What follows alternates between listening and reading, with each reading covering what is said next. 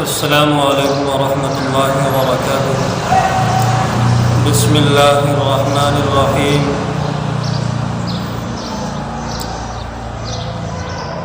ایک اہم مسئلہ میں آپ حضرات کے روبرو بیان کروں گا، اور وہ یہ ہے کہ رمضان المبارک کا مقدس مہینہ چل رہا ہے، جس کے اندر روزے فرض کیے گئے ہیں امت مسلمہ کے اوپر۔ اب امت مسلمہ کے اندر جس طرح سے مرد آتے ہیں، اسی طرح سے عورتیں بھی امت مسلمہ کے اندر آتی ہیں۔ تو عورتوں کو ایک ایسا عارضہ آتا ہے، ایک ایسا حادثہ پیش آتا ہے، ایک ایسا واقعہ پیش آتا ہے کہ جس کی وجہ سے اس کا روزہ ختم ہو جاتا ہے۔ تو ایسی صورت میں یعنی جب کہ عورتوں کو وہ حالت وہ کیفیت پیش آ جائے تو کیا کرنا چاہیے، اور کون سی شکل اور کون سی صورت اختیار کرنی چاہیے، اور کیا ان عورتوں کے لیے کرنا بہتر ہے اور کیا بہتر نہیں ہے، اس سلسلے میں بات کرنی ہے۔ پہلی بات یہ سمجھیں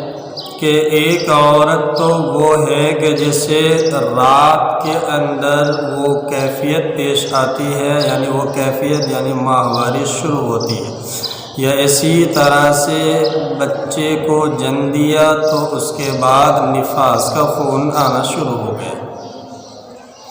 تو رات کا معاملہ تو یہ ہے کہ اگر رات کے اندر یہ کیفیت پیش آئی ہے تو صبح کو وہ روزہ ہی نہیں رکھے گی۔ اور اب اگر یہ کیفیت عورت کو دن کے اندر پیش آتی ہے، یعنی اس عورت نے سحری بھی کھائی، سحری کے بعد روزہ نماز وغیرہ بھی ادا کی، اور پھر دن شروع ہو گیا، اور دن کا ابھی کچھ حصہ آدھا یا تہائی حصہ یا 3/4 حصہ گزر چکا تھا، اور عورت کو اچانک سے حیض کا خون شروع ہو گیا، یا بچے کی ولادت ہو گئی اور نفاس کا خون جاری ہو گیا، تو اب یہ ہے اس عورت کے لیے حکم کہ روز جیسے ہی وہ حالت اور کیفیت شروع ہو گئی اور خون بہنا شروع ہو گیا تو روزہ فوراً ختم ہو گیا، یہ روزہ ختم ہو گیا۔ اب روزے کی کیفیت اس عورت کے ساتھ یہ ہوگی کہ اس عورت کو 2 حکم میں سے کسی ایک حکم پر عمل کرنا چاہیے۔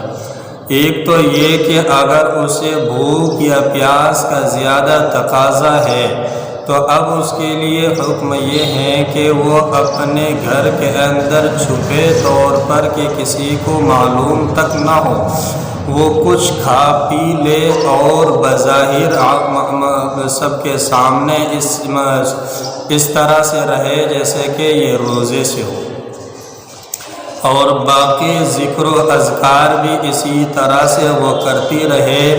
لیکن فرائض یعنی فرض نمازیں وہ ادا نہیں کر سکتی، قرآن کو چھو اور پڑھ نہیں سکتی، لیکن دعا اور اذکار کے اندر حصہ لے سکتی ہے، ان کو اپنی زبان سے کر سکتی ہے۔ دوسری کیفیت اور دوسرا حکم یہ ہے ان عورتوں کے لیے کہ وہ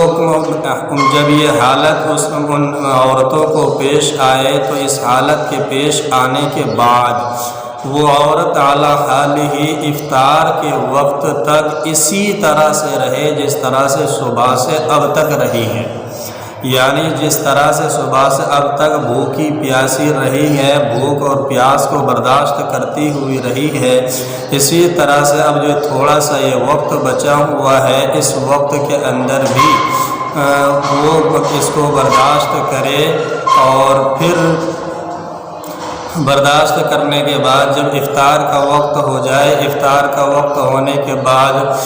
افطار کا وقت جب ہو جائے تو پھر جب تمام روزے دار افطاری کریں گے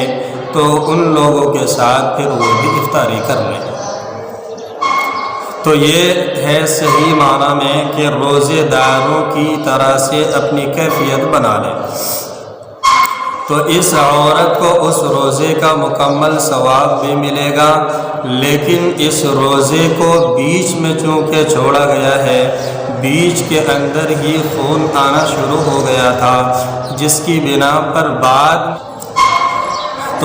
میں قضا ان روزوں کی کرنے، اس روزے کی یعنی جس دن میں یہ خون آنا شروع ہوا تھا، یہ لازم اور ضروری ہے۔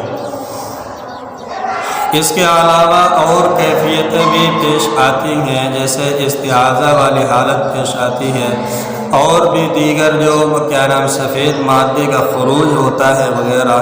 ان حالتوں کے اندر چونکہ روزہ ساقط نہیں ہوتا، روزے والی حالت اور روزہ باقی رہتا ہے، اس لیے ان کے اندر ایسی کوئی سچویشن پیش نہیں آتی، ایسا کوئی حکم نہیں دیا جاتا۔ یہ کیفیت صرف وہاں پر پیش آتی ہے، اور جہاں پیش آتی ہے وہیں پر ایسا حکم دیا جائے گا جہاں پر روزہ ٹوٹ جاتا ہے، اور جہاں روزہ نہیں ٹوٹتا ہے وہ روزے پر علی حال ہی باقی رہے گی۔ اسی طرح سے عام لوگ جو روزہ نہیں رکھتے کسی وجہ سے،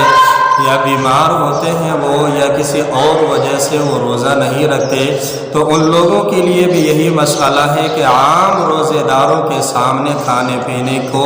اور اپنا موقوف کر دے، بلکہ وہ جب بھی انہیں کھانے کی ضرورت ہو تو تنہائی میں جا کر کھانا کھائے۔ روزے دار کیونکہ سامنے کھانے سے روزے داروں کی اہمیت گھٹتی ہے، اور اس کی وجہ سے ایک گناہ کو اپنے سر لیتا ہے۔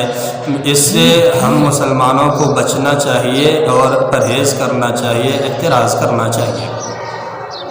اور خواہ کوئی بھی عذر نہ ہوا اور پھر بھی روزے کو چھوڑ رہا ہے، تو ایک روزے کو چھوڑنا یعنی فرض کو چھوڑنا ہے، اور فرض کو چھوڑنے والا فاسق ہوتا ہے، اور فاسق کے بارے میں یہ ہے کہ ایسے شخص کے اوپر توبہ لازم ہوتا ہے، ایسے کہ شخص کے اوپر توبہ کرنی لازم ہوا کرتی ہے۔ اگر وہ توبہ نہیں کرتا اور اسی حال میں مر جاتا ہے تو اللہ ہی اس کے حال پر رحم فرمائے کہ اللہ رب العزت کا چونکہ حقوق اللہ تھے وہ جنہیں اس بندے نے پورا نہیں کیا، اب پورا نہ کرنے کی وجہ سے اب اللہ تبارک و تعالیٰ اس کے ساتھ کیا معاملہ کریں گے کیا نہیں کریں گے وہ بندہ جانے اور اللہ جانے، لیکن قاعدہ کلیہ جو قرآن اور حدیثوں کے اندر لکھا ہوا ہے اس سے یہ صاف معلوم ہوتا ہے کہ اس بندے کی بخشش کا سامان تیار نہیں ہوگا، البتہ یہ ہے کہ آخر کے اندر جنت میں پہنچے گا